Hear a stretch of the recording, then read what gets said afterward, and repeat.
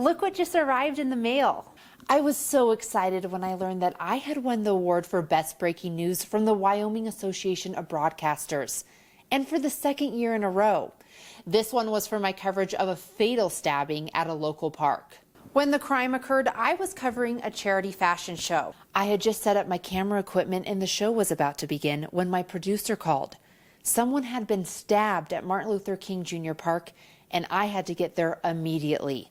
But I was still required to somehow cover the fashion show. Since I couldn't be in two places at once, I convinced the show director to instantly ask some of her models to do a mock runway walk.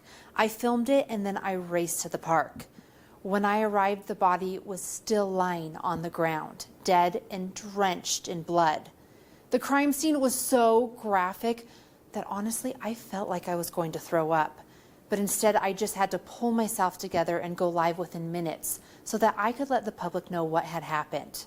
One of the most difficult tasks of a breaking news reporter is to swiftly report on a tragic event. We have mere minutes to size up the situation before telling the story. My job that day was considerably harder because our manager would not allow me to show any blood. In this case, the entire crime scene was splattered with blood, and I was all alone. A one-woman news crew.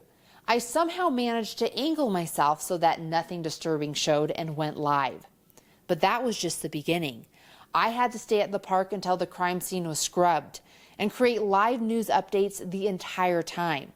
When my last report ended, I was exhausted, and I just felt so sad for the family and friends of the victim. But then I received a message of gratitude from a mother who had been about to take her kids to the park when she saw one of my live reports. I can only imagine how traumatic it would have been for those young children to see such an intense crime scene.